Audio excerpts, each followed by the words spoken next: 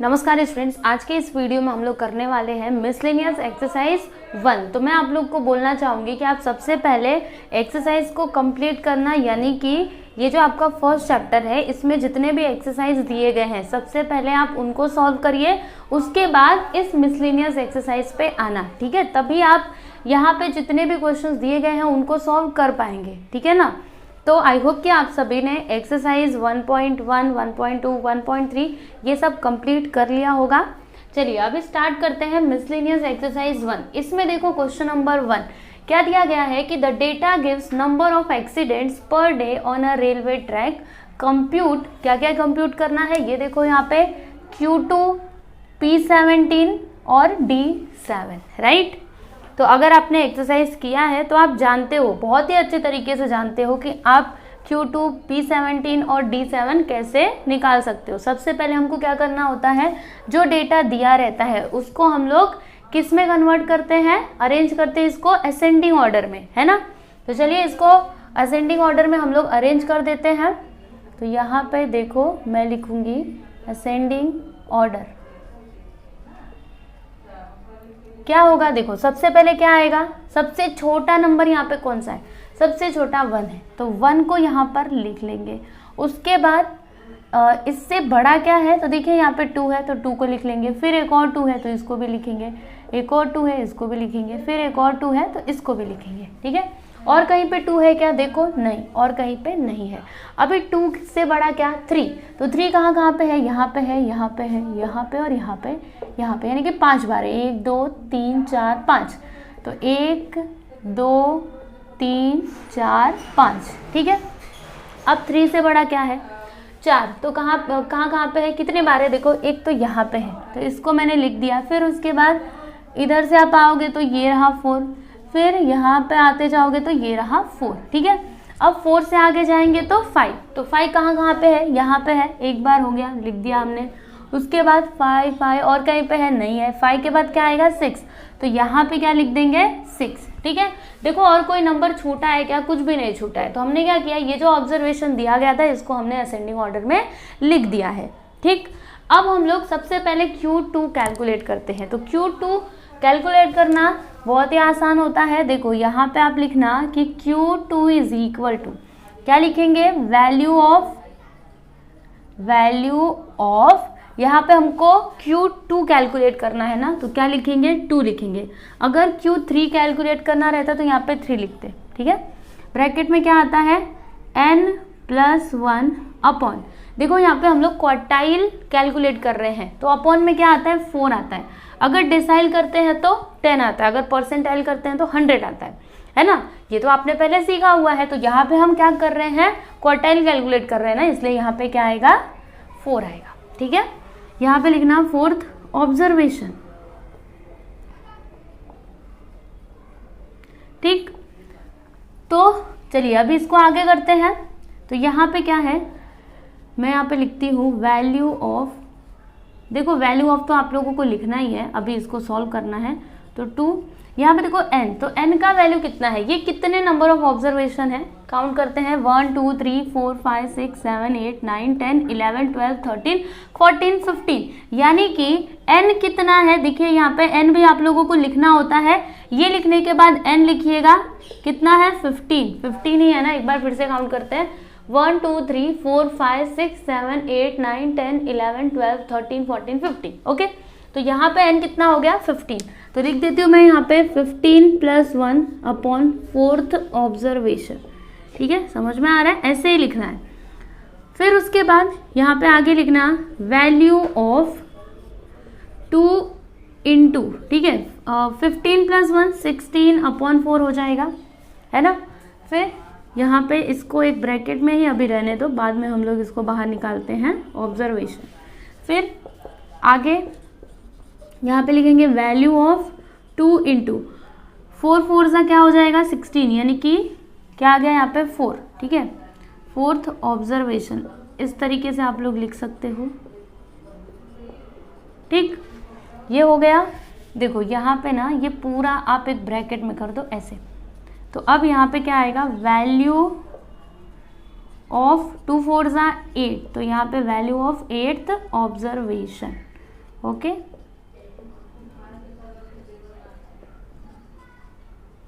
समझ में आया। तो अब यहाँ पे ये जो ऑब्जर्वेशंस है ना, इसमें आपका 8th ऑब्जर्वेशन क्या है, चलो देखते हैं। यहाँ से आप 8वें नंबर पे कौन सा नंबर है वो बताना है। तो देखो यहाँ पे अगर मैं काउंट करूँ 1 2 3 4 5 6 7 8 9 10 9 10, नहीं हमको तो 8 चाहिए ना, तो 1 2 3 4 5 6 7 8।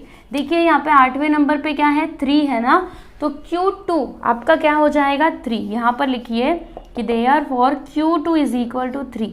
समझ में आया। तो बस यही है आपका आंसर।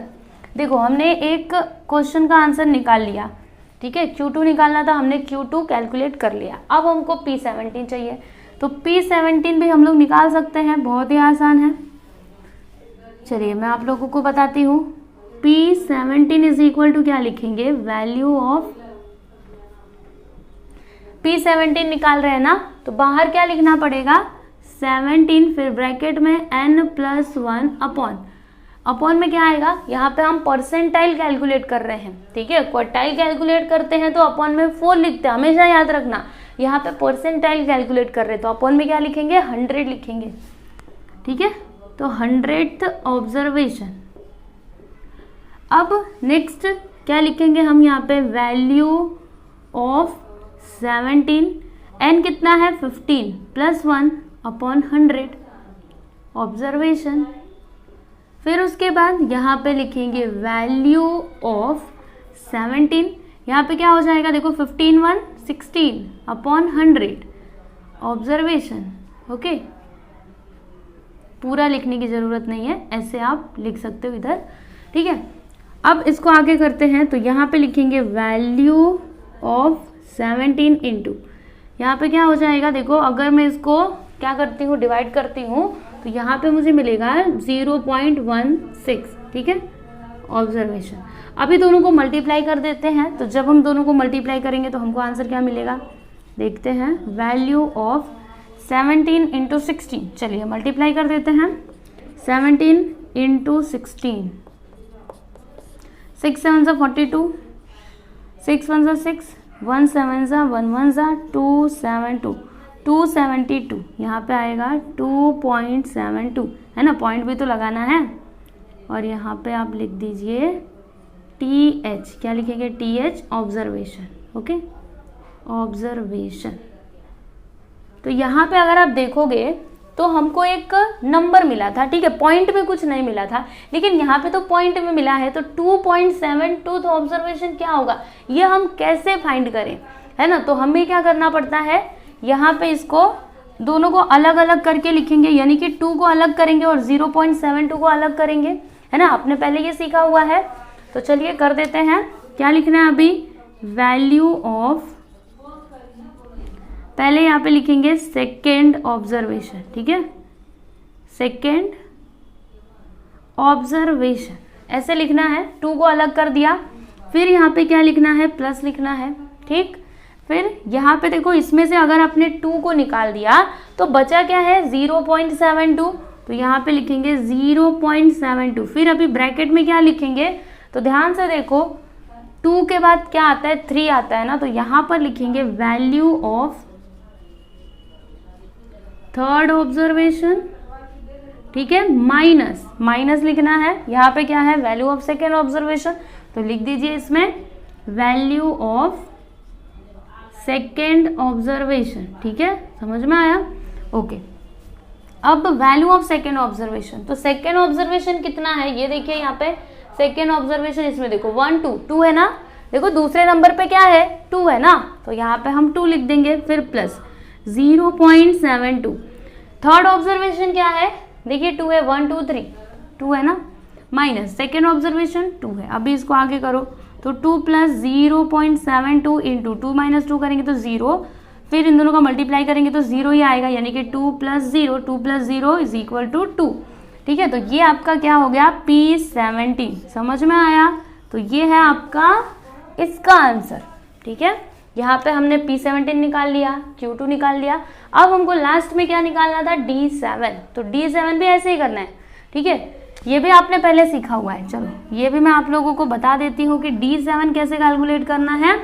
देखिए यहाँ पर लिखेंगे D7 is equal to value of यहाँ पे D7 निकाल रहे हैं ना, तो बाहर क्या आएगा 7 आएगा, ठीक है 7, फिर ब्रैकेट में n+1, यहाँ पे डिसाइल कैलकुलेट कर रहे तो 10 से डिवाइड होता है, ठीक है TH ऑब्जर्वेशन। फिर यहाँ पे लिखेंगे वैल्यू ऑफ 7, n कितना है 15 + 1 अपॉन 10th ऑब्जर्वेशन। ओके समझ में आया। फिर यहाँ पे वैल्यू ऑफ लिखेंगे 7, 15 + 1 16 अपॉन 10th ऑब्जर्वेशन, राइट। उसके बाद इसको हम लोग डिवाइड करते हैं, तो जब हम इसको डिवाइड करेंगे तो हमको यहाँ पे क्या मिलेगा वैल्यू ऑफ 7, और यहाँ पे ब्रैकेट में क्या आ जाएगा, ब्रैकेट में हटा ही देती हूँ, ठीक है पूरे को ब्रैकेट में लिख देती हूँ 1.6, ठीक है 1.6 ऑब्जर्वेशन है ना। अगर आप 16 को 10 से डिवाइड करोगे ना तो आपको 1.6 ही मिलेगा, आप एक बार करके देखो। और यहाँ पे लिखना है ऑब्जर्वेशन। ओके समझ में आया। अभी देखो यहाँ पे लिखेंगे वैल्यू ऑफ, इन दोनों को मल्टीप्लाई करते हैं, 7 6 क्या होता है 42, कैरी 4, 7 से 7 11, यहाँ पे आ गया 11.2 ऑब्जर्वेशन, ठीक है 11.2 ऑब्जर्वेशन। तो अभी देखो फिर से हमको ये पॉइंट में मिला, तो क्या करना पड़ेगा, हमको क्या करना पड़ेगा, यहाँ पे 11 और 2 को हम क्या करेंगे अलग करेंगे, राइट। तो कैसे होगा देखो बताती हूँ मैं आप लोगों को।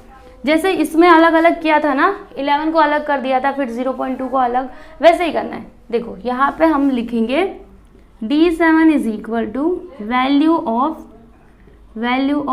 11th ऑब्जर्वेशन, ठीक है 11th ऑब्जर्वेशन। फिर क्या आएगा, देखो यहाँ पे क्या आया था, यहाँ पे आप देखो क्या आया था प्लस आया था ना, तो यहाँ पे फिर से क्या आ जाएगा प्लस आ जाएगा। उसके बाद देखो इसमें से मैंने क्या किया है 11 को निकाल दिया है, तो जब मैं इसमें से 11 को निकाल दूंगी तो मुझे क्या मिलेगा 0.2 मिलेगा, राइट। तो यहाँ पे मैं लिख देती हूँ 0.2, ठीक है। अभी ब्रैकेट में क्या आएगा, तो देखिए 11 के बाद क्या आता है 12 आता है, तो यहाँ पर लिखेंगे वैल्यू ऑफ 12th ऑब्जर्वेशन, यहाँ पे लिखेंगे 12th ऑब्जर्वेशन। उसके बाद माइनस, फिर ये क्या है 11th ऑब्जर्वेशन ना, तो यहाँ पे लिखेंगे वैल्यू ऑफ 11th ऑब्जर्वेशन।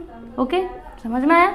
अब क्या करेंगे वैल्यूज रखेंगे, तो वैल्यू ऑफ 11th ऑब्जर्वेशन, तो देखिए यहाँ पे 11 नंबर पे कौन सा नंबर है 1 2 3 4 5 6 7 8 9 10 11, 4 है ना, तो क्या लिखेंगे हम यहाँ पे 4 लिख देंगे। फिर प्लस ये क्या है 0.2, तो 0.2 लिख देंगे। वैल्यू ऑफ 12th, तो 4 के बाद देखो यहाँ पे 12वें नंबर पे क्या है 4 ही है, तो 4 लिख देंगे। फिर यहाँ पे minus value of 11th observation कितना है 4, तो यहाँ पे 4 लिखेंगे। उसके बाद 4 + 0.2 इंटू 0, यानी कि 4 + 0 आएगा, 4 + 0 इज इक्वल टू क्या हो जाएगा 4, यानी कि D7 आप लोगों को क्या मिला 4 मिला। समझ में आया। देखो D7 हमको क्या मिला 4 मिला है। तो लास्ट में आप इसका आंसर लिख दीजिएगा यहाँ पे आंसर करके। देखो सबसे पहले हमको D4 निकालना, नहीं Q2 निकालना था, तो Q2 कितना आया है 3। फिर देखो यहाँ पे P17 निकालना था, तो P17 कितना है 2, यहाँ पे लिख देते हैं 2। और उसके बाद D7 कितना है 4, तो यहाँ पे लिख देते हैं 4। बस ये हो गया आपका फाइनल आंसर। और यहाँ पर देखिए मैं आप लोग को एक और बात बताना चाहूँगी, आप ना यहाँ पे इस तरीके से स्क्वायर ब्रैकेट लगा सकते हो, ठीक है हर जगह ऐसे स्क्वायर ब्रैकेट, ठीक है क्योंकि ये सभी एक ही में है ना, तो ये लगाना मत भूलिएगा, ऐसे स्क्वायर ब्रैकेट लगाना है सब में। अभी आगे भी जब हम क्वेश्चन सॉल्व करेंगे ना तो सब में ऐसे ही ब्रैकेट लगाना है। वैसे यहाँ पे लगाने की ज़रूरत नहीं है क्योंकि इसमें तो बस एक ही है ना, हाँ यहाँ पे लगाने की ज़रूरत नहीं है, यहाँ पे भी नहीं, इसमें लगाना है ऐसे स्क्वायर ब्रैकेट, इसमें भी, ठीक है यहाँ पे भी, और यहाँ पे नहीं, यहाँ पे नहीं।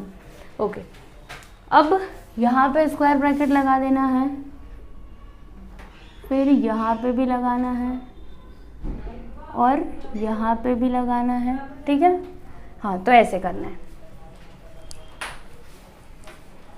अब हम देख लेते हैं सेकेंड क्वेश्चन। तो सेकेंड क्वेश्चन में ये डेटा दिया गया है, देखिए साइज ऑफ शूज दिया गया है और नंबर ऑफ डेज, यानी ये आपका क्या है, x है, ये आपका f है। ठीक है, तो जब भी ऐसा क्वेश्चन दिया रहता है तो हम एक और कॉलम बनाते हैं, वो किस लिए, लेस देन CF के लिए, है ना। इसमें हम लोग क्या लिखते हैं, लेस देन क्यूमुलेटिव फ्रीक्वेंसी। ठीक है, अभी आपको यहाँ पे कंप्यूट क्या करना है, वो देखो, Q1 निकालना है, D2 निकालना है और P95 फाइंड आउट करना है। ठीक है, तो चलिए करते हैं। देखो यहाँ से इसका सॉल्यूशन स्टार्ट है। जब आप सॉल्यूशन अपनी नोटबुक में लिखेंगे तो इस तरह से आपको टेबल बनाना है जिसमें 3 कॉलम्स होंगे। अभी ये तीसरा कॉलम किसके लिए बताया ना, लेस देन CF के लिए। ठीक है, तो अब ये आएगा कैसे वो देखना, लेकिन उससे भी पहले इधर देखो, इसको देखो, यहाँ पे ये जो साइज लिखा गया है ये ऑर्डर में नहीं है। देखो पहले क्या है, 2 है, उसके बाद 4 है, फिर उसके बाद 3 है, तो इसे हमें क्या करना पड़ेगा, ऑर्डर में लिखना पड़ेगा, असेंडिंग ऑर्डर में। ठीक है, तो क्या करेंगे, 2 के बाद क्या आता है, 3 आता है ना, इसको ध्यान में रखना। ठीक है, अगर एग्जाम में कभी ऐसे आए तो आपको ऐसे ही लिखना है, उसको ऑर्डर में लिखना पड़ेगा। तो पहले क्या करेंगे, 3 को लिखेंगे, बाद में 4 को लिखेंगे। तो चलिए इसको यहाँ से हटा देते हैं, यहाँ पे क्या लिखेंगे, 3 और यहाँ पे 4। समझ में आया, इसको भूलना नहीं है। तो देखो जब हमने इन दोनों को इधर उधर किया तो इसको भी तो करना पड़ेगा ना। यहाँ पे 13 है तो 13 को हटा दीजिए, यहाँ पे 20 आ जाएगा, ये वाला यहाँ पर, और यहाँ पे आ जाएगा 13। ठीक है, फिर 4 के बाद 5, 7 और 6 है, तो पहले क्या आता है, 6 आता है कि 7 आता है, पहले 6 आता है ना।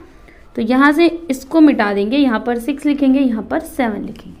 ठीक, अब इन दोनों को इधर उधर किया तो देखो दोनों 13 है, मतलब ऐसे मिटा करके लिखने की जरूरत नहीं है, क्योंकि अगर मैं इसको यहाँ पे लिखूँ तो भी 13 ही होगा, इसको यहाँ पे लिखूँ तो भी 13 ही आएगा, है ना। तो इसको आप ऐसे ही रहने दो। अभी लेस देन क्यूमुलेटिव फ्रीक्वेंसी निकालना है, तो कैसे आता है ये, यहाँ पे क्या है 14, तो 14 लिखेंगे, 14 + 13 क्या हो जाएगा, 27, 27 + 20 7, 4, 47 + 19, तो यहाँ पे आ जाएगा 66। फिर इसमें 13 ऐड करेंगे तो 9, 79 + 13 290, 92 + 8 क्या हो जाएगा, 100। ठीक है, यानी कि n आपको क्या मिला, 100 मिला। ठीक है, अब चलिए हम यहाँ पे सबसे पहले Q1 निकाल लेते हैं। तो Q1 कैसे निकालना है, एकदम ध्यान से देखिए, बहुत ही आसान है। देखिए यहाँ पे हम लोग लिखेंगे Q1 = क्या लिखना होता है, वैल्यू ऑफ, ब्रैकेट में देखो जब आप Q1 निकाल रहे हो तो यहाँ पे बाहर 1 लिखने की ज़रूरत नहीं है। ठीक है, क्योंकि ब्रैकेट में कुछ भी आया अगर हम 1 से मल्टीप्लाई करेंगे तो वही नंबर मिलेगा, तो यहाँ पे 1 लिखने की ज़रूरत नहीं है। यहाँ पे लिखो n + 1/100 नहीं आएगा, यहाँ पे 4 आएगा ना, क्योंकि क्वार्टाइल निकाल रहे हैं। ठीक है, ऑब्जर्वेशन। अब यहाँ पे लिखेंगे हम वैल्यू ऑफ n कितना है, 100 + 1/4th ऑब्जर्वेशन। ठीक है, अब दोनों को ऐड कर देंगे तो 100 + 1 क्या हो जाएगा, 101। तो यहाँ पे लिखना है वैल्यू ऑफ 101/4th ऑब्जर्वेशन। ठीक, अब इसको हम डिवाइड कर देंगे 4 से। तो जब हम इसको 4 से डिवाइड करेंगे तो हमको यहाँ पे आंसर में क्या मिलेगा, 25.25th ऑब्जर्वेशन। ठीक है, आप डिवाइड करके देखो यही मिलेगा। फिर उसके बाद हाँ, यहाँ तक हमने कर लिया ना। अब क्या करना है, देखो यहाँ पे क्या है 25.25। तो इसमें देखिएगा 25.25 किन दो नंबर्स के बीच में आ सकता है, ये 14 to 27 के बीच में आ सकता है, राइट। अभी इन दोनों में से बड़ा कौन सा है, 27 बड़ा है, राइट। तो 27 के करस्पॉन्डिंग x का वैल्यू क्या है, देखो यहाँ पे 3 है, यानी कि Q1 आपका क्या होगा, 3 होगा। यहाँ पर आप लोगों को लिखना है 3, बस ये हो गया आपका Q1। ठीक है, देखो यहाँ पे जो भी आया ना उससे आप लोग को देखना है कि ये किन दो नंबर्स के बीच में आएगा। उन दोनों नंबर्स में से जो बड़ा होगा उसके करस्पॉन्डिंग x का वैल्यू देखना है, तो वही आपका आंसर हो जाएगा। ठीक है, अब D2 निकालते हैं। तो यहाँ पर लिखेंगे D2 = वैल्यू ऑफ 2 ब्रैकेट में n + 1/100th ब्रैकेट के बाहर लिखेंगे TH ऑब्जर्वेशन। ठीक है, ऐसे।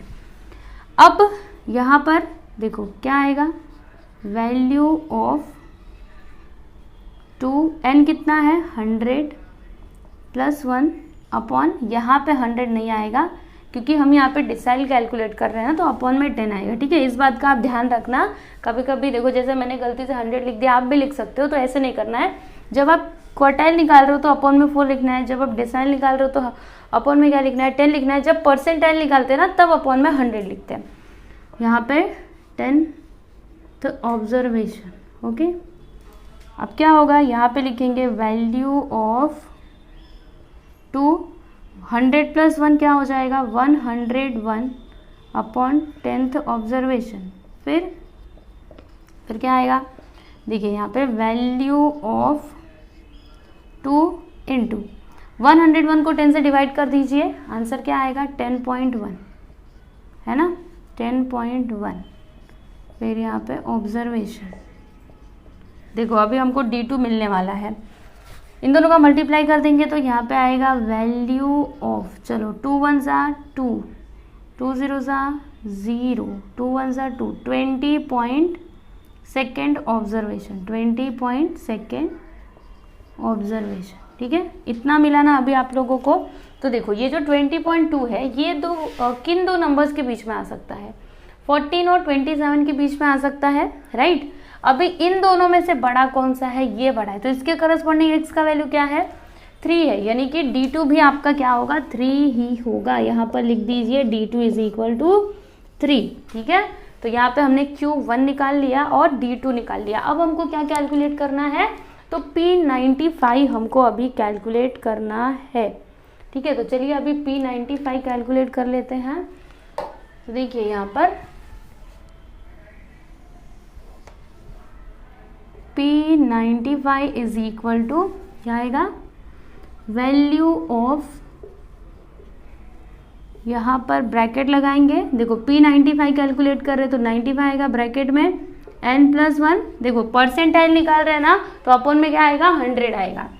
ठीक है, तो यहाँ पे अपॉन में 100 लिख दिया, ऑब्जर्वेशन यहाँ पे लिख देंगे, फिर यहाँ पे लिखेंगे वैल्यू ऑफ 95, n कितना है 100 प्लस 1 अपॉन 100th ऑब्जर्वेशन। फिर यहाँ पे लिखेंगे वैल्यू ऑफ 95, 100 प्लस 1 क्या हो जाएगा, 101 अपॉन 100th ऑब्जर्वेशन। ठीक है, फिर यहाँ पे देखो अभी हमको P95 भी मिलेगा, वैल्यू ऑफ 95 इंटू 101 को अगर मैं 100 से डिवाइड करूँ तो मुझे आंसर क्या मिलेगा, 1.01, है ना। तो यहाँ पे लिख दूंगी मैं 1.01 ऑब्जर्वेशन। ठीक है, अब इन दोनों को मल्टीप्लाई कर देते हैं तो 101 इंटू 95, 5 1 5, 5 0 0, 5 1 5, 9 1 9, 9 0 0, 9 1 9, 5 9 5 9, 95.95। ठीक है, तो यहाँ पर लिखते हैं वैल्यू ऑफ 95.9 5th ऑब्जर्वेशन। ठीक है, तो अब आप लोगों को क्या करना है, इधर टेबल में आ जाना है, क्यूमुलेटिव फ्रीक्वेंसी में देखना है कि 95.95 किन दो नंबर्स के बीच में आ सकता है, तो इन दोनों के बीच में, इन दोनों में से बड़ा कौन है, 100 है। ठीक है, तो P95 आपको कहाँ पर मिलेगा, 100 के करस्पॉन्डिंग, देखो x का वैल्यू क्या है, 8 है, यानी कि P95 आपका हो जाएगा 8, P95 इज इक्वल टू 8। बस ये हो गया आपका आंसर, समझ में आया। देखो Q1 3, D2 3, P95 8, आंसर लिख दीजिए लास्ट में। बहुत ही आसान है, अगर आपने पहले एक्सरसाइज सॉल्व किए रहेंगे तो इसको भी कर पाएंगे, लेकिन अगर एक्सरसाइज नहीं किया है तो ये आपको नहीं आने वाला।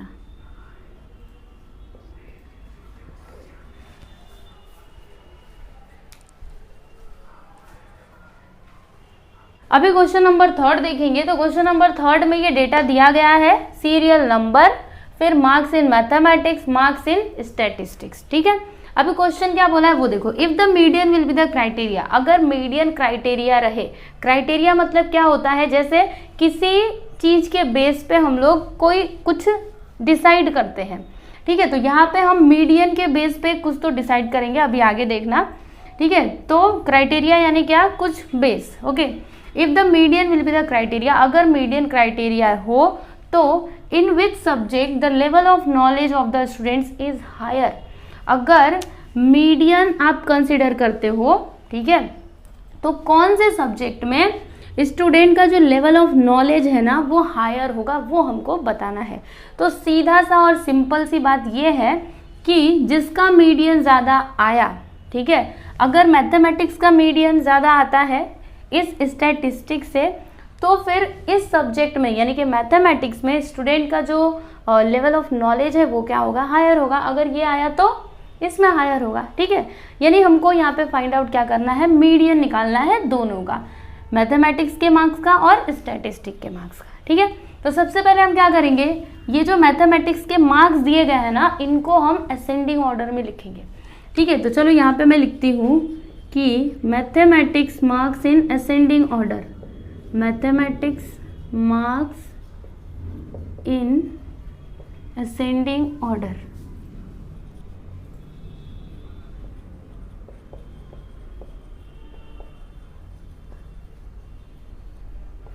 तो यहाँ पर देखिएगा सबसे छोटा नंबर कौन सा है, ये देखते जाओ 32, 23, 23, ठीक है। तो यहाँ पर क्या आ जाएगा 23, उसके बाद क्या है 23, तो फिर से आएगा 23, उसके बाद 24 है क्या, नहीं है, उसके बाद 25 है, तो 25 दो बार है, लिख देते हैं।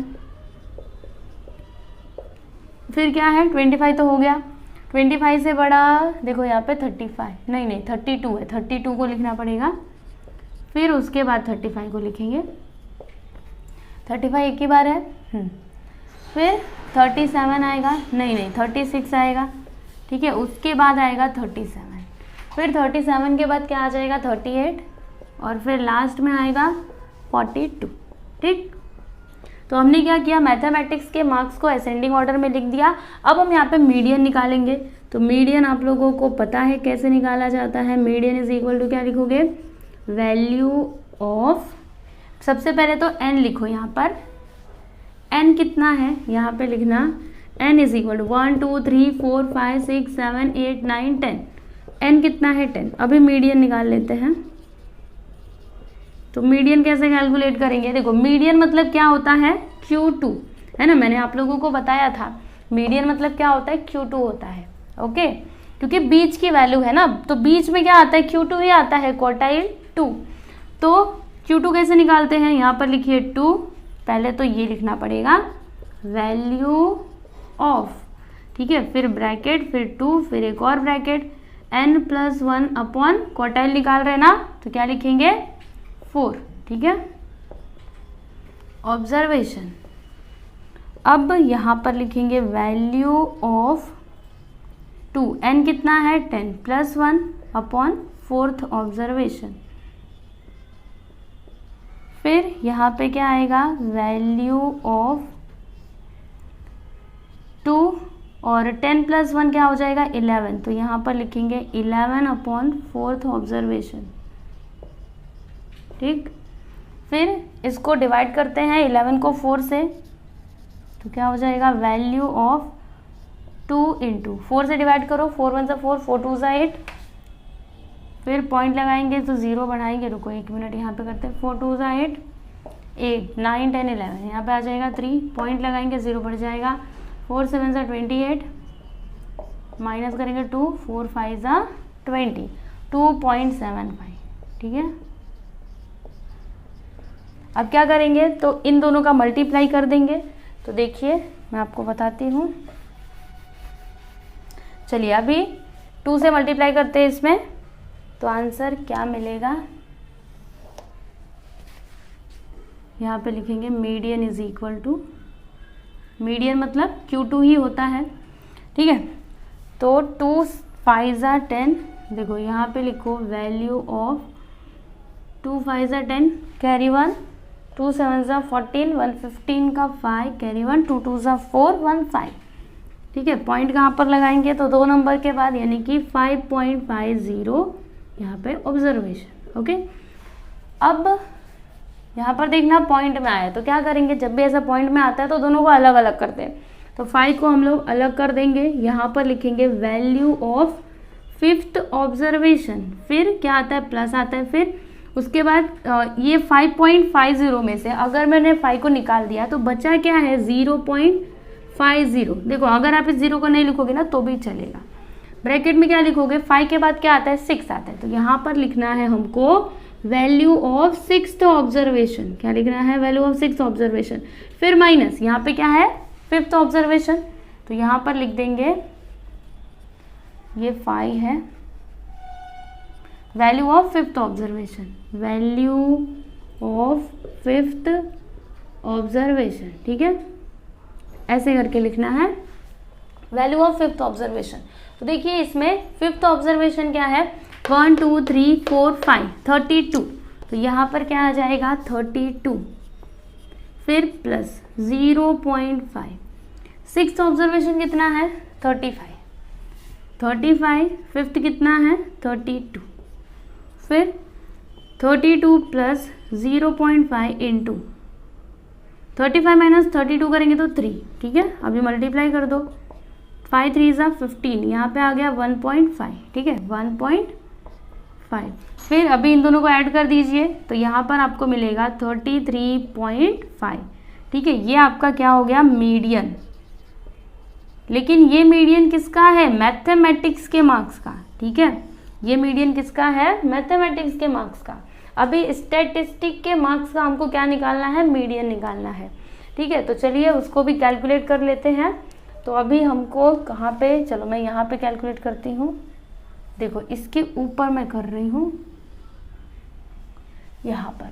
ठीक है, तो सबसे पहले हम क्या करेंगे, ये जो स्टैटिस्टिक के मार्क्स दिए गए हैं इनको असेंडिंग ऑर्डर में लिखेंगे, जैसे इसको लिखा था मैथमेटिक्स के मार्क्स को। ठीक है, तो यहाँ पर लिखेंगे कि statistics marks in ascending order.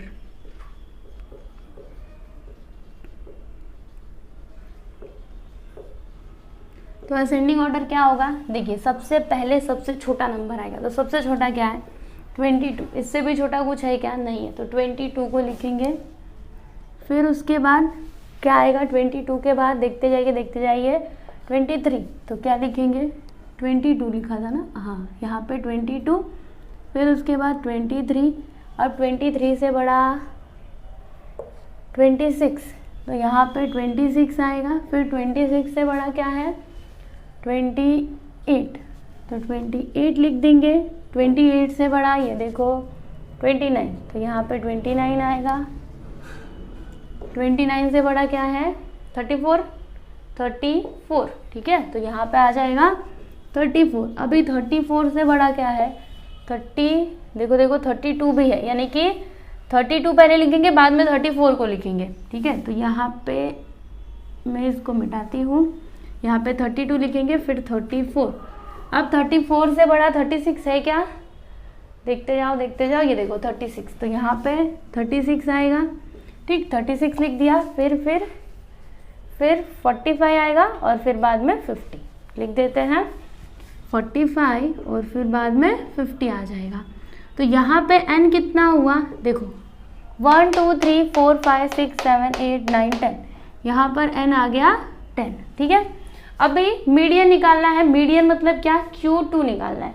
ठीक है, तो यहाँ पे मैं लिखती हूँ median is equal to, median यानी Q2। फॉर्मूला क्या होगा, यहाँ पर लिखेंगे वैल्यू ऑफ 2, फिर ब्रैकेट में n+1 अपॉन 4th ऑब्जर्वेशन।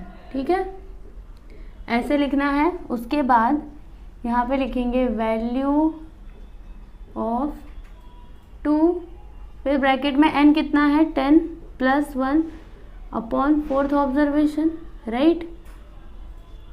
फिर यहाँ पे क्या हो जाएगा, देखो वैल्यू ऑफ, यहाँ पे क्या आएगा, देखो 10+1 क्या हो जाएगा 11। 11 को अगर 4 से डिवाइड करेंगे तो कितना आंसर आएगा, देखिए हमने यहाँ पे किया था ना 11 को 4 से डिवाइड, तो क्या आया था 2.75, तो यहाँ पे भी 2.75 ही आएगा। ठीक है, पूरे को अगर आप सॉल्व करोगे, इस पूरे को सॉल्व करोगे ना, तब आपको यही आंसर मिलेगा 5.50। ठीक है, तो यहाँ पे मैं डायरेक्टली 5.50 लिख देती हूँ, 5.50 यहाँ पे ऑब्जर्वेशन। ठीक है, अब क्या करेंगे, दोनों को अलग अलग करेंगे, है ना, 5 को अलग करेंगे और जो वो 0.5 है उसको अलग करेंगे। तो यहाँ पर क्या लिखेंगे हम, वैल्यू ऑफ 5th ऑब्जर्वेशन, ठीक है, फिर प्लस, उसके बाद यहाँ पे क्या आएगा 0.5, फिर ब्रैकेट में 5th के बाद 6 आता है तो यहाँ पे वैल्यू ऑफ 6th ऑब्जर्वेशन, फिर उसके बाद माइनस आएगा, उसके बाद वैल्यू ऑफ 5th ऑब्जर्वेशन। तो यहाँ पे लिखते हैं वैल्यू ऑफ 5th ऑब्जर्वेशन, ठीक है। अब देखो 5th ऑब्जर्वेशन यहाँ पे क्या है, इसमें देखेंगे, इसमें 1 2 3 4 5 चाहिए ना, 5th ऑब्जर्वेशन चाहिए, तो यहाँ पे आ गया 29 प्लस 0.5। 6th ऑब्जर्वेशन क्या है, 29 के बाद 32, तो यहाँ पर लिखेंगे 32 minus value of 5th observation कितना 29, तो यहाँ पे 29, ठीक है। अभी इसको आगे सॉल्व करते हैं, तो 29 प्लस 0.5 इंटू 32 माइनस 29 करेंगे तो 29 30 31 32, यानी कि यहाँ पे क्या आएगा 3, ठीक है। अभी मल्टीप्लाई करते हैं तो 29 प्लस 3 5 से क्या हो जाएगा 15, 1.5 आ जाएगा, ठीक है। अभी दोनों को ऐड कर दीजिए तो यहाँ पर आपको आंसर क्या मिलेगा 30.5, ठीक है। तो ये आपका क्या हो गया मीडियन, ये हो गया स्टैटिस्टिक का मीडियन, ठीक है। ये क्या है, स्टैटिस्टिक का मीडियन। देखो ये था हमारा मैथमेटिक्स का मीडियन और ये हमारा क्या है, स्टैटिस्टिक का मीडियन। अब क्या करना है, देखिए यहाँ पर मैं लिखूंगी कि मीडियन मार्क्स फॉर मैथमेटिक्स,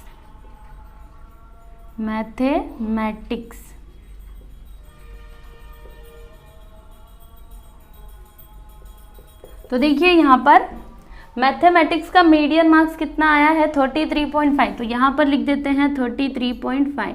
फिर यहाँ पर अगला लिखेंगे कि median marks for statistics, median marks for statistics क्या आया है 30.5, तो यहाँ पे लिख देते हैं 30.5। अब बताइए किसका मीडियन मार्क्स ग्रेटर है, मैथमेटिक्स का ज़्यादा है कि स्टैटिस्टिक का, मैथमेटिक्स का ज़्यादा है ना, यानी कि जो लेवल ऑफ नॉलेज है किस में हायर होगा स्टूडेंट्स का, मैथमेटिक्स में, है ना। तो इसका आंसर हम लिख देते हैं कि hence the level of knowledge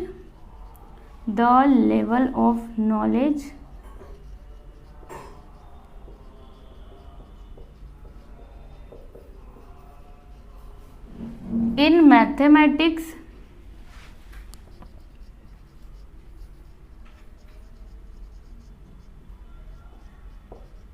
is higher than that of statistics।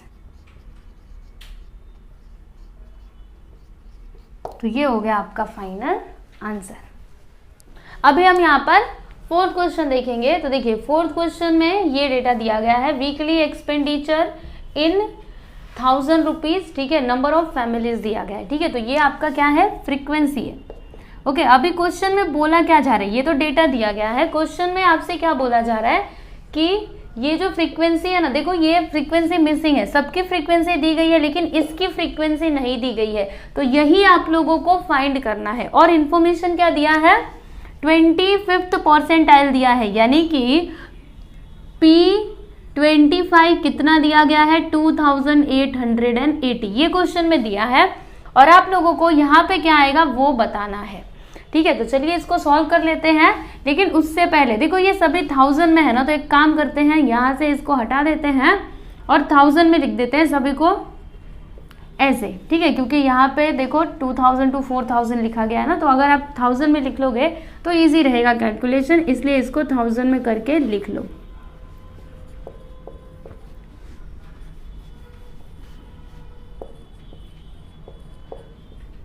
$4000 to 6000, फिर 8000, यहाँ पे 6000, ठीक है, फिर यहाँ पे क्या आएगा 8000 और उसके बाद 10000,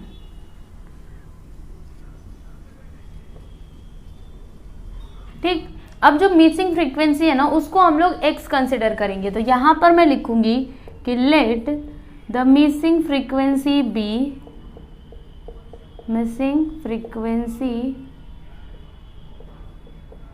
बी x, ठीक है, इसको मैंने x कंसिडर कर लिया, यानी कि यहाँ पर x आएगा। ठीक, अब ये जो कॉलम होता है इसमें हम क्या लिखते हैं, लेस देन क्यूमुलेटिव फ्रीक्वेंसी लिखते हैं, तो लिखते हैं लेस देन CF। तो क्या आएगा यहाँ पे 14, फिर 14 प्लस x आएगा, फिर 14 प्लस x प्लस 39, क्या हो जाएगा 14 प्लस 39 करेंगे तो 3, फिर 1 प्लस 4 53 प्लस x, 53 प्लस 7 करेंगे तो 60 प्लस x, 60 प्लस 15 करेंगे तो 75 प्लस x। ठीक है, तो यहाँ पे n क्या हो गया, देखिए यहाँ पे अभी कैपिटल N लिखा है मैंने क्योंकि ये क्लास इंटरवल वाला है ना इसके लिए। ठीक है, तो ये हो गया n का वैल्यू क्या आया 75 प्लस x। ठीक है, यहाँ पे मैं लिखती हूँ कि therefore n is equal to 75 plus x। अब एकदम ध्यान से देखो यहाँ पे P25 कितना है 2880। देखो कैसे लिखना है, क्वेश्चन में क्या दिया गया है कि P25 इज इक्वल टू 2880, ये क्वेश्चन में दिया गया है, यहाँ पर लिख दीजिए गिवन। यानी कि ये जो आपका P25 है इसका क्लास कौन सा होगा, क्या बोला 2880। तो 2880 किन दोनों के बीच में आएगा, देखो यहाँ पे क्लास इंटरवल में देखना, क्या इन दोनों के बीच में आएगा 2280, नहीं आएगा। तो किसके बीच में आएगा, इन दोनों के बीच में आएगा, है ना, 2000 से 4000 के बीच में ही 2280 आएगा। समझ में आ रहा है आप लोगों को, यानी कि P25 की क्लास कौन सी होगी, ये वाली होगी ना क्लास। समझ में आया, तो क्या लिखोगे यहाँ पे कि P25 लाइज इन, कौन से क्लास में ये लाई करेगा 2000 टू 4000। ठीक है, लाइज इन 2000 टू 4000। ओके, ये आपका क्या हो गया P25 का क्लास, P25 का क्लास। अब इसकी हेल्प से हमको L का वैल्यू मिलेगा, फिर CF मिलेगा, F मिलेगा। ठीक है, तो यहाँ पर देखना L क्या हो जाएगा, लोअर लिमिट क्या है 2000। ये सब आपने पहले किया हुआ है इसलिए मैं पूरा डिटेल में नहीं बता रही हूँ। ठीक है, और F क्या होगा, देखिए यहाँ पे फ्रीक्वेंसी क्या है x, तो x हो जाएगा। अभी H क्या होगा, H भी आपको पता है, इन दोनों के बीच का डिफरेंस कितना है 2000 का, तो ये आपका क्या हो जाएगा H, है ना। यहाँ पे देखो डिफरेंस कितने का आ रहा है, यहाँ पे 2000, तो यहाँ पे लिख देंगे 2000। उसके बाद और हम क्या लिखते हैं, CF लिखते हैं, तो CF कितना है, देखिए यहाँ पे इसके जस्ट ऊपर 14 है, तो यहाँ पर लिखेंगे 14। ठीक है, अभी फॉर्मूला यूज़ करते हैं, तो फॉर्मूला आप लोगों को पता है। देखो P25 अगर आपको निकालना है तो फॉर्मूला क्या होता है, L plus H upon F, फिर ब्रैकेट में क्या आएगा 25 है ना, तो यहाँ पे क्या आएगा 25N अपॉन में क्या आएगा, देखो परसेंटाइल है ना, परसेंटाइल रहता है तो 100, डिसाइल रहेगा तो 10, अगर क्वार्टाइल रहा तो 4, तो यहाँ पे 100 आएगा, माइनस CF। ओके, यहाँ पर लिख देंगे CF। फिर अभी वैल्यूज रखते हैं, L कितना है 2000, ये देखो यहाँ पे, प्लस H है आपका 2000, F है कितना है x है, तो यहाँ पर x लिखेंगे। फिर यहाँ पे 25n, तो देखो एक काम करो, पहले इसको कैंसिल करो, 25 1 सा 25 4 सा। ठीक है, अभी n के प्लेस पर क्या लिखेंगे 75 अपॉन x, 75 प्लस x, देखिए यहाँ पे 75 प्लस x आया ना, तो n के प्लेस पर 75 प्लस x लिख दिया, अपॉन में 4, माइनस CF है 14, यहाँ पे आ गया 40। ठीक है, अभी P25 कितना दिया है 2880, तो यहाँ पे लिख देते हैं 2880। 2000 को एक काम करते हैं, इधर ले लेते हैं, तो इधर आने के बाद ये माइनस में हो जाएगा, माइनस 2000, फिर इज इक्वल टू यहाँ पर 2000 अपॉन x, फिर ब्रैकेट में यहाँ पे देखो एक काम कर सकते हैं हम लोग, क्रॉस मल्टीप्लिकेशन कर सकते हैं, तो 75 प्लस x माइनस 4 4 सा 16, कैरी 1, 4 1 सा 4, 1 5 56 अपॉन में आ गया 4। ठीक है, समझ में आया। अब क्या कर सकते हैं, तो देखो यहाँ पे अगर मैं माइनस करूँगी तो मुझे क्या मिलेगा आंसर, 2880 माइनस 2000 करेंगे तो 880। ठीक है, x को इधर ले लेते हैं, तो x इधर आएगा मल्टीप्लाई में, 2000 को इधर ले लेंगे तो ये डिवाइड में हो जाएगा, इज इक्वल टू यहाँ पर देखो 75 माइनस 56, तो 15 माइनस 6 करेंगे तो 9, 6 माइनस 5 करेंगे तो 1, क्या आया 19 प्लस एक्स अपॉन 4।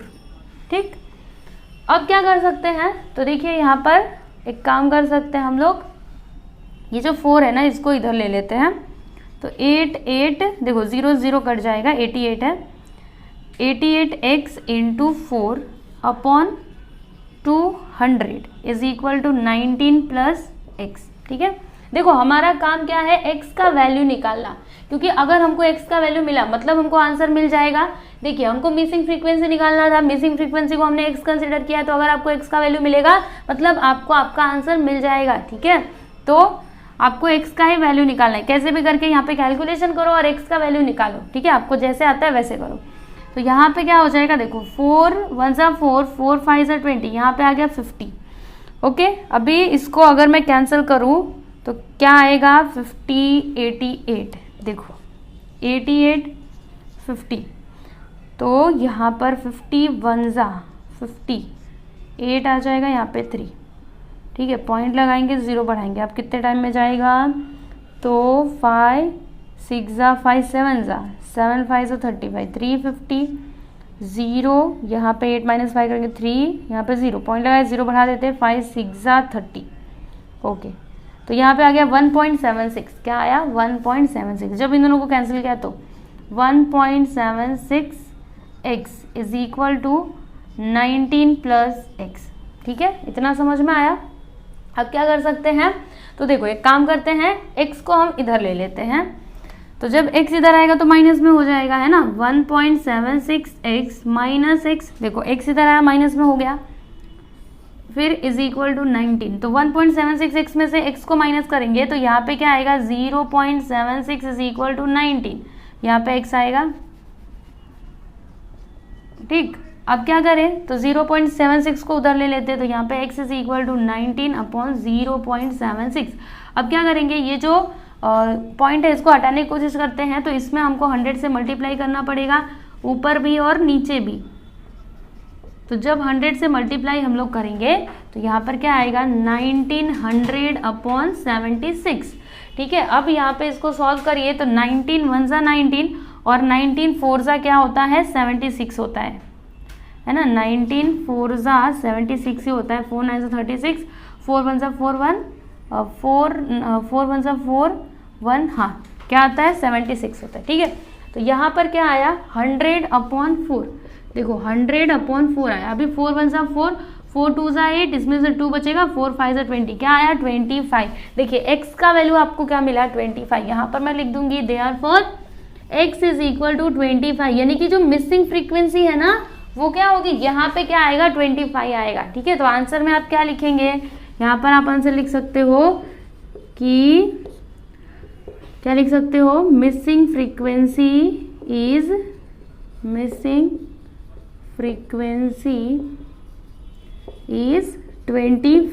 ठीक है, तो बस इस तरह से आपका 4th क्वेश्चन कंप्लीट हुआ। तो मैं आपको बता दूं, देखो सबसे पहले इस टेबल को ड्रॉ करना है, पहले तो इसको लिखना है, इसे नहीं लिखना है, इसको मिटा देती हूँ। पहले ये लिखना है कि मिसिंग फ्रीक्वेंसी bx, फिर ये टेबल बनाना है, उसके बाद यहाँ से लेकर के यहाँ तक, फिर क्या लिखोगे, थोड़ा सा यहाँ पे स्पेस का प्रॉब्लम था, ये लिखना है। ठीक है, और लास्ट में इसको लिखना है। अभी हम लोग देख लेते हैं 5th क्वेश्चन। तो देखिए 5th क्वेश्चन में क्या दिया गया है, 5th क्वेश्चन में ये डेटा दिया गया है, मिड वैल्यू और फ्रीक्वेंसी। आपको क्या कैलकुलेट करना है, Q1 D6 and P15 for the following data. ठीक है, तो देखिए यहाँ पे मिड वैल्यू दिया गया, तो क्या हम मिड वैल्यू के हेल्प से Q1 D6 P15 निकाल पाएंगे, नहीं निकाल पाएंगे। ठीक है, हमको क्या चाहिए होगा, क्लास इंटरवल, तो हम इस मिड वैल्यू की हेल्प से क्लास इंटरवल निकालेंगे। तो चलो निकालते हैं। यहाँ पर अगर आप देखोगे तो कॉन्सिक्यूटिव जो मिड वैल्यूज हैं, कोई भी आप 2 उठा लो, जैसे इन दोनों को अगर मैं ले लेती हूँ तो इन दोनों के बीच का डिफरेंस कितने का है, 50 का डिफरेंस है। अगर इन दोनों को लेती हूँ तो 50 का ही डिफरेंस है। यहाँ पे देखो हर जगह डिफरेंस कितने का आ रहा है, 50 का आ रहा है। तो यहाँ पर लिखेंगे हम लोग कि द डिफरेंस बिटवीन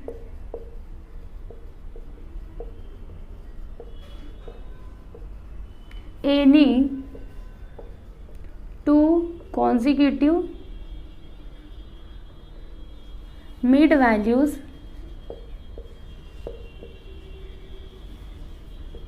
इज 50, ठीक है, 50 का डिफरेंस है। तो अब आप क्या करोगे, ये जो 50 है ना इसको 2 से डिवाइड करो तो क्या आएगा 25, ठीक। अभी देखो क्लास इंटरवल आपको क्या मिलेगा, क्लास इंटरवल क्या हो जाएगा, यहाँ पर लिखना therefore class interval is equal to, क्या करोगे, ये जो 25 है ना इसमें 25 मतलब इसमें से 25 को माइनस करो तो क्या आएगा 0, 25 माइनस 25 0, फिर इसी में 25 को ऐड भी करो तो 50 आ जाएगा, है ना। यहाँ पे आपको पहला क्लास इंटरवल मिल गया। फिर अभी 75 में 25 को माइनस करो 50, 75 में 25 को प्लस करो 100, अभी 125, तो 125 में से 25 को माइनस करिए, इसमें 25 को आप ऐड कर दो तो 150, ठीक है। ऐसे करके ये आगे आपको क्लास इंटरवल मिलेगा। अब इसको हम लोग टेबुलर फॉर्म में लिख देते हैं। देखो यहाँ पे टेबल बनाना है, ऐसे करके टेबल बनाना है पूरा अच्छे तरीके से। यहाँ पर लिखोगे क्लास इंटरवल, ठीक है। क्या क्या आएगा 0 to 50, फिर 50 to 100, कहाँ तक जाना है वो मैं आप लोगों को बताती हूँ, पहले ये लिख लूँ 100 to 150। देखो फ्रीक्वेंसी साथ साथ में लिखते जाना, ये यहाँ पे आपकी फ्रीक्वेंसी, ठीक है, ये आपकी फ्रीक्वेंसी। तो फ्रीक्वेंसी 0 to 50 क्या लिखोगे 10 लिखोगे, 50 to 100 70, फिर 100 to 150 80, उसके बाद अगला क्या होगा, अगला होगा 150 to 200, ठीक है। तो 150 to 200 कितना फ्रीक्वेंसी 100, उसके बाद यहाँ पे देखो 225 में से 25 को माइनस करोगे तो 200 आएगा, और इसमें 25 को ऐड कर दोगे तो 250 आ जाएगा, ठीक है। तो यहाँ पे देखो फ्रीक्वेंसी कितना 150, तो 150 लिख देंगे, और फिर लास्ट में 275 है ना, तो यहाँ पर आपका क्लास इंटरवल क्या होगा 250 to 300, ठीक है, 250 to 300। फ्रीक्वेंसी क्या है 90, तो यहाँ पे फ्रीक्वेंसी 90 आ गया, ठीक है। तो ये देखिए यहाँ पे हमने क्लास इंटरवल निकाल लिया। बस आपको टेबल में इतना ही करना है, ठीक है, मतलब क्लास इंटरवल यहीं तक करना है, इसके आगे नहीं जाना है, क्योंकि जितनी फ्रीक्वेंसी दी रहेगी उतना ही क्लास इंटरवल लिखोगे ना। अब उसके बाद एक और कॉलम बनेगा, वो किसका, लेस देन क्यूमुलेटिव फ्रीक्वेंसी का, है ना, लेस देन CF का। तो यहाँ पर मैं लिखती हूँ लेस देन CF। तो कैसे आता है आपको पता है, 10 है तो 10 लिख दो, फिर 10 + 70 80 लिख दो, उसके बाद 80 + 80 160 लिख दो, 160 + 100 260, यहाँ पे लिखते हैं 260, 260 + 150 0 1 और 6 + 5 11 1, यहाँ पे 410 लिख दो, 410 + 90 500, क्या आएगा 500, ठीक है। तो ये आपका क्या है n है, समझ में आ रहा है, ये आपका क्या है n है। अब Q1 आप निकाल सकते हो। चलिए यहाँ पे देखो फॉर Q1 के लिए हम लोग क्या निकालते हैं, देखिए पहले भी हमने ऐसे टाइप के क्वेश्चंस किए हुए हैं, ठीक है, तो आपको सब कुछ याद है, सब कुछ आता है आपको, है ना। तो Q1 के लिए हम क्या कैलकुलेट करते हैं n/4, तो n कितना है 500/4। अभी इसको 4 से अगर आप डिवाइड करते हो, 4 1 सा 4, इसमें से 1 बचेगा, है ना, 4 1 सा 4, इसमें से 1 बचेगा, 4 2 सा 8, 4 5 सा 20, क्या आ गया 125, ठीक है। अब ध्यान से देखो 125 किन दो नंबर्स के बीच में आएगा, लेस देन क्यूमुलेटिव फ्रीक्वेंसी में देखो तो इन दोनों के बीच में आएगा। अब इन दोनों में से बड़ा कौन 160, यानी कि Q1 का क्लास हो जाएगा ये, ठीक है, Q1 का क्लास होगा ये वाला क्लास 100 to 150, ठीक है। तो क्या लिखेंगे हम यहाँ पे कि Q1 लाइज इन कौन से क्लास में आ रहा है 100 to 150, देखो यहाँ पे 100 to 150, तो इसमें L क्या होगा, L आपका देखो लोअर लिमिट 100 होगा, फिर H क्या होगा, तो H यहाँ पे 50 आएगा, है ना, डिफरेंस कितना है 50, फिर F क्या होगा, देखो यहाँ पे फ्रीक्वेंसी 80 हो जाएगा, और CF होगा इसके जस्ट ऊपर 80, ठीक। सारे वैल्यूज हमने लिख लिए, अभी फॉर्मूला का यूज करना है। तो यहाँ पर देखो Q1 इज इक्वल टू क्या होता है L + H/F, अभी ब्रैकेट में क्या आएगा, देखो यहाँ पे n/4 आएगा, क्वार्टाइल निकाले तो अपॉन में 4 लिखना, ठीक है, माइनस CF। L कितना है 100 प्लस H है 50, F है आपका 80, n कितना है, n था 100 है ना, n अपॉन 4 देखो कितना आया 125, डायरेक्टली यहाँ पे 125 लिख दीजिए। CF है 80, ठीक है। अब आगे देखो 100 प्लस यहाँ पे देखो 0 0 कैंसिल, यहाँ पे 5/8 इंटू 125 माइनस 80 करेंगे तो यहाँ पर क्या आ जाएगा 5, 12 माइनस 8 करेंगे तो 8, 9 10 11 12, यहाँ पे आ गया 4। ठीक, समझ में आया। अब क्या करेंगे हम लोग, तो यहाँ पे देखिए अगर मैं इसको 8 से कैंसिल करूँ तो नहीं हो पाएगा, तो देखो 100 को ऐसे रहने देते हैं, प्लस इसको पहले डिवाइड कर देते हैं। तो 8 को देखो 5 को अगर 8 से डिवाइड करेंगे तो पॉइंट लगाएंगे, 0 बढ़ जाएगा, 8 6 क्या होता है 48। चलो माइनस करते हैं, यहाँ पे 2 यहाँ पे 0, फिर यहाँ पे 2 आया है, 10 माइनस 8 करेंगे 2, यहाँ पे 0, पॉइंट लगाए 0 बढ़ा देते हैं, 8 2 16 माइनस करेंगे तो यहाँ पे 4, यहाँ पे 0, पॉइंट लगाए 0 बढ़ा देते हैं, 8 5 से क्या होता है 40, यानी कि यहाँ पे क्या आया 0.625 इंटू 45। ठीक है, अभी मल्टीप्लाई कर देते हैं, तो देखिए 0.625 इंटू 45, चलो मल्टीप्लाई करो, 5 5 से 25, कैरी 2, 5 2 से 10, 2 कैरी 1, 5 6 से 30 31, 5 0 से 0 3, 4 5 से 20 कैरी 2, 4 2 से 8 9 10 कैरी 1, 4 6 से 20 4 1 5 कैरी 2, 4 0 से 0 2, 5 2 1 8 2, पॉइंट कहाँ पर लगाएंगे 1 2 3, 28.125। ठीक है, यहाँ पे देखो क्या आया 100 प्लस 28.125। ठीक है, अभी मैं इसको मिटा देती हूँ। तो यहाँ पे Q1 आप लोगों को क्या मिलेगा, दोनों को अगर आप ऐड करते हो तो यहाँ पे आएगा 128.125। ठीक है, तो बस यही हो गया आपका Q1।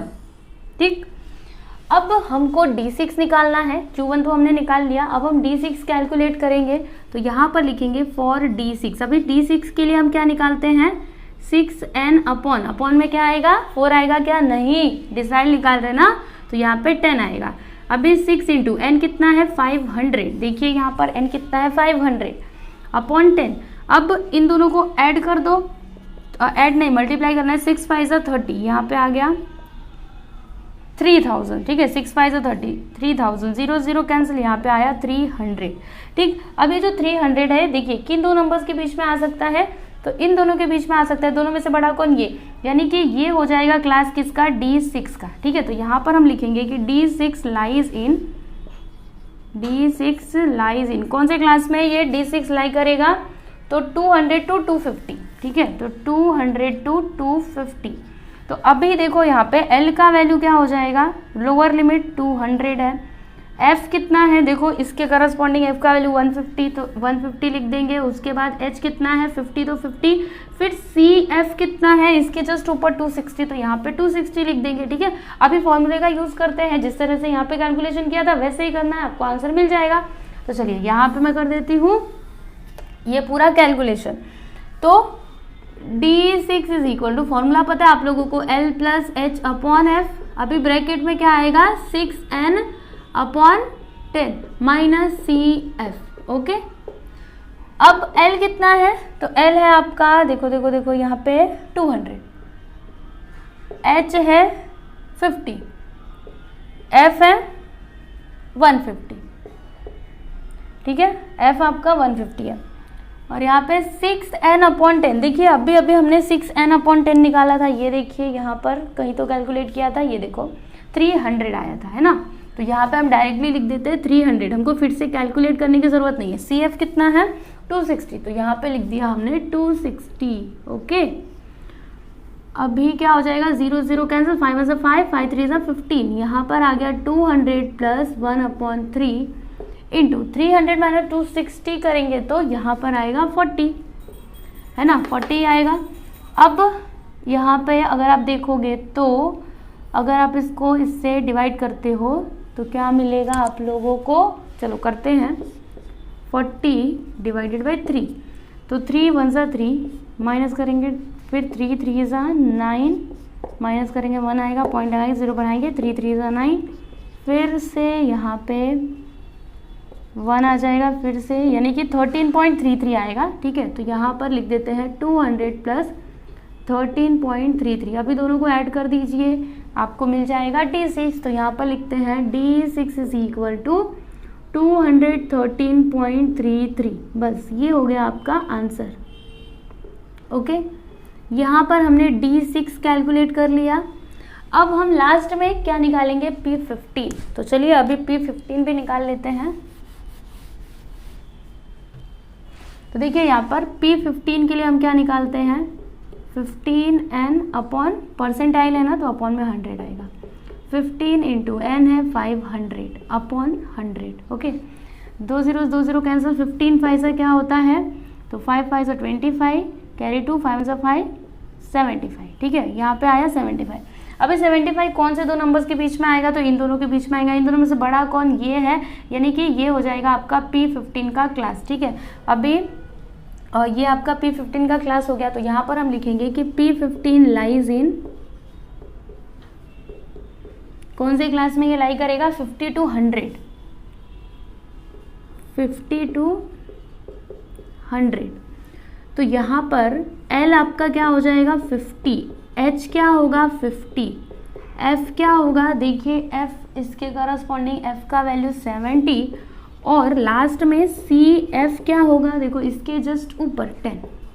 ठीक, अभी फॉर्मूला यूज करते हैं, आंसर निकालते हैं। तो यहाँ पर P15 is equal to L plus H upon F, फिर ब्रैकेट में क्या आएगा यहाँ पे 15n अपॉन 100 माइनस CF, फिर उसके बाद L कितना है, L देखेंगे तो L यहाँ पे 50 है, तो यहाँ पे लिखेंगे 50 प्लस H है 50, F है आपका 70, फिर 15n अपॉन 100, देखिए यहाँ पे निकाला था 75, तो यहाँ पे लिख देते हैं 75 माइनस CF कितना 10। ठीक है, अब क्या होगा, तो देखो 0 0 कट जाएगा, यहाँ पे 50 प्लस 5 अपॉन 7 इंटू 75 माइनस 10 करेंगे तो 65 आ जाएगा, है ना। अब इस दोनों को मल्टीप्लाई करते हैं, तो 50 प्लस मल्टीप्लाई करेंगे 5 5 से 25, कैरी 2, 5 6 से 30, 325 अपॉन 7। अब इसको डिवाइड करते हैं, 325 को 7 से डिवाइड करते हैं, तो 325 डिवाइडेड बाई 7, 7 में 7 7 4 28, माइनस करेंगे तो यहाँ पे 4 आ जाएगा, यहाँ पे 0, फिर 5 को लिख लेंगे। अब कितने टाइम में जाएगा, तो 7 6 42, माइनस करेंगे तो यहाँ पे 3, यहाँ पे 0, पॉइंट लगाएंगे, 0 बढ़ाएंगे, 7 4 28, चलो माइनस करेंगे तो यहाँ पे अगेन क्या आएगा, 2 आएगा, पॉइंट लगाएंगे, 0 बढ़ाएंगे, 7 2 14, माइनस करेंगे तो यहाँ पे 6 आ जाएगा। ठीक है, फिर पॉइंट लगाएंगे, 0 बढ़ाएंगे, 7 8 56। ठीक है, फिर यहाँ पे क्या आ जाएगा 4, पॉइंट लगाएंगे, 0 बढ़ाएंगे, यानी कि इस तरीके से ये आगे बढ़ता ही रहेगा। फिर 7 5 से 35, ऐसे करके ये आगे आता ही जाएगा। तो कहाँ तक लिखेंगे, बस इतना ही लिखेंगे। देखो यहाँ पे लिखते हैं 50 प्लस 4 2, यहाँ पे लिख देते हैं 9। ठीक है, 46.429। अभी दोनों को आप प्लस कर दीजिए, तो यहाँ पे 6, यहाँ पे 9, 96.429। ये आपका क्या हो गया, P15। समझ में आया। तो देखिए जो जो क्वेश्चन में दिया गया था फाइंड करने के लिए, वो हमने फाइंड आउट कर लिया है।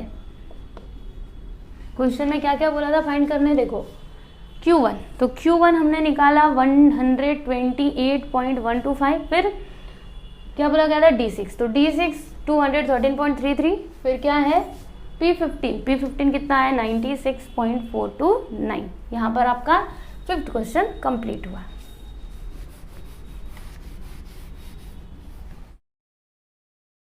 तो इस वीडियो में हम लोग बस इतना ही करेंगे। अब जो बाकी के बचे हुए क्वेश्चंस हैं उनको हम नेक्स्ट वीडियो में सॉल्व करेंगे। ठीक है, थैंक यू।